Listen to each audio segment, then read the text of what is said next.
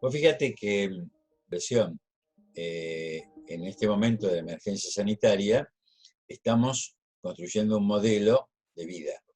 Que el modelo de vida significa cuidarnos, cuidar a los demás, cuidarnos en la casa, hacer cosas que no hacíamos habitualmente. Es decir, todos estamos trabajando en sostener la vida, los médicos, las enfermeras, los epidemiólogos, el gobierno, todos.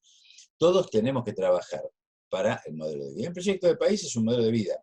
Y después de la pandemia creo que también el eje central es recuperar el trabajo, que casualmente es lo que ha sido atacado por la especulación financiera, cuyo enemigo central ha sido el trabajador, activo y pasivo.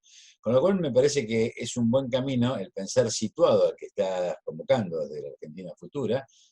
Y bueno, me parece que va de la mano con un debate a abrir.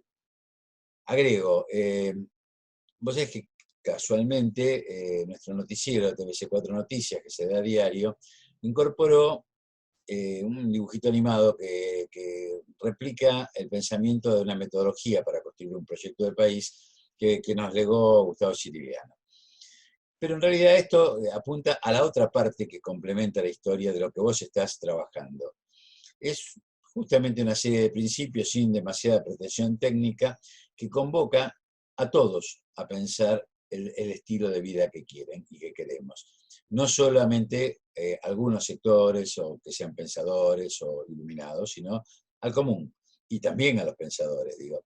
Bueno, vamos, creo que estamos sintiendo esta necesidad y es tiempo, después de 4 décadas de una democracia que estaba condicionada y todavía no ha logrado liberarse de todos los condicionamientos, pensar qué queremos hacer, ¿no? Es decir, ¿a dónde vamos? Exacto. Sí, yo creo que en el mismo momento en que el presidente de la Nación dice mi prioridad es la vida, eso implica hacer justamente lo que él decía en parte en la campaña electoral y el día de la Asunción, que es cambiar las prioridades, ¿no? Es interesante que algunos dicen que no se está cuidando la economía, pero vos fijate dos cosas. La primera es que la economía, tal como ellos la conciben, muchas veces es esta economía de la que estábamos hablando, una economía liberal, neoliberal, digamos. No es la economía de la vida, porque la economía de la vida, en el sentido del sustento, en el sentido de las cosas básicas, en el sentido de lo que incide sobre la salud, es algo que preocupó desde el primer día. O sea, si vos acompañás las medidas sanitarias de cuarentena desde el 20 de marzo hasta hoy, todo el tiempo hay medidas económicas, todo el tiempo se van tomando medidas económico-sociales, obviamente en una situación de crisis global, porque yo insisto siempre sobre esto. Si hubiera sobre la faz de la Tierra un país capaz de que no entrara el virus, supongamos porque con una cuestión mágica, solo en ese país hay vacuna, no sé, imagínate cualquier cosa así, de todas maneras, la economía de ese país se vería muy afectada, porque hay una crisis económica global. O sea, hay una reducción del comercio global, hay una caída del valor de las empresas a nivel global, hay una caída del consumo global, etcétera, etcétera. Entonces, tenemos que pensar cómo podemos, además de atravesar este momento doloroso, con el menor dolor posible, minimizando sus efectos, jerarquizando lo que nos parece más relevante, que es cuidarnos y cuidar a los otros y a las otras y a los otros. Además de eso, cómo vamos construyendo esta crisis en una oportunidad. No es fácil, no está escrito, no hay un destino, no hay un destino ni funesto ni maravilloso que esté asegurado. Pero el futuro no es algo, y eso creo que está muy presente en el libro, el futuro no es algo que viene de alguna parte y se nos impone. El futuro también es una construcción colectiva. Y el futuro también depende de muchos esfuerzos, de mucho trabajo y también de ideas. Entonces, la idea del libro es abrir ideas. ¿Por qué? Porque cuando vos estás en el contexto de una crisis como la que estamos, o como muchas otras, todos los seres humanos tendemos a pensar en el presente, en cómo resolvemos las situaciones más urgentes, cómo nos amoldamos a la nueva realidad, y de alguna manera una crisis constituye un muro que dificulta mucho pensar el futuro.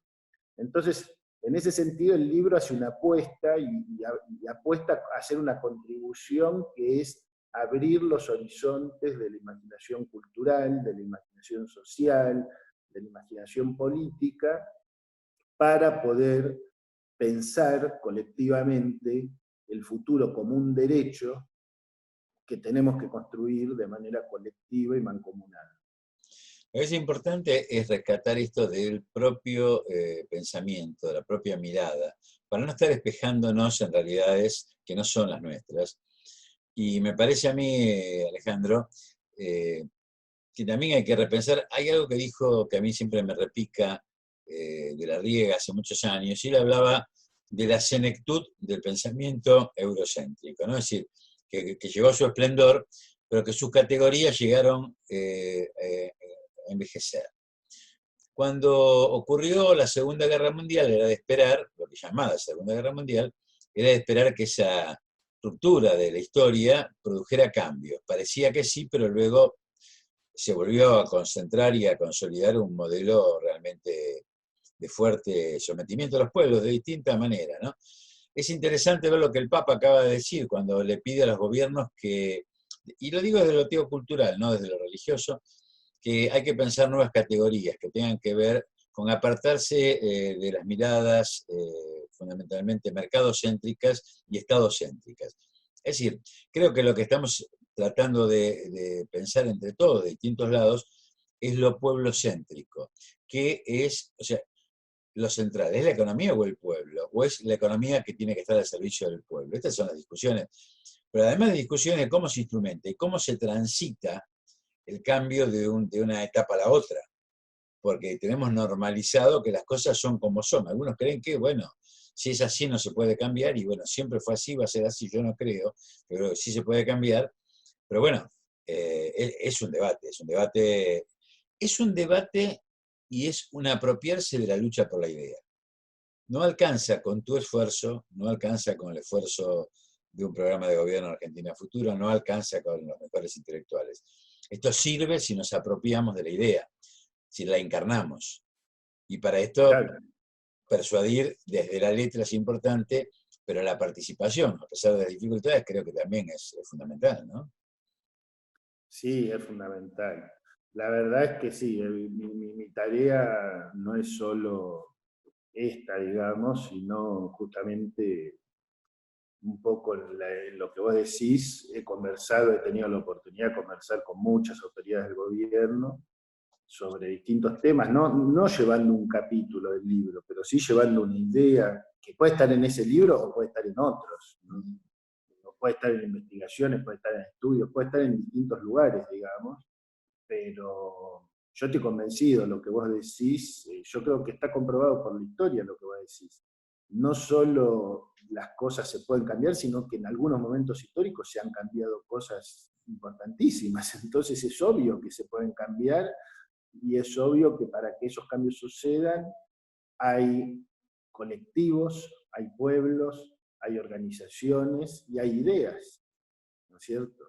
No hubo cambios donde no hubiera pueblos, donde no hubiera organizaciones, donde no hubiera ideas, por lo menos no cambios del estilo que estamos pensando, en el sentido de generar una mayor justicia, una mayor igualdad, una mayor democratización, una mayor centralidad de todas las personas, los colectivos, las comunidades, los pueblos, ¿no?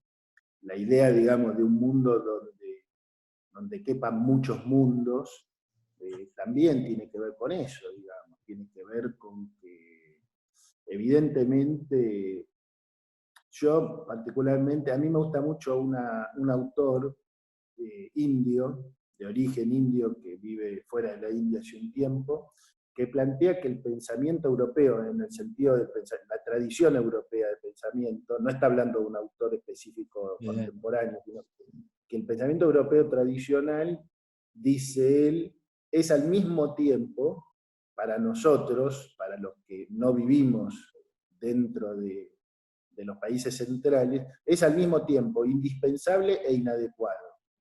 ¿En qué sentido? En el sentido de que obviamente hay palabras o conceptos que fueron creados en Europa, por ejemplo, democracia, la palabra igualdad, por ejemplo, por dar dos ejemplos, digamos, podríamos hablar de otros, se podría hacer una historia de conceptos, digamos.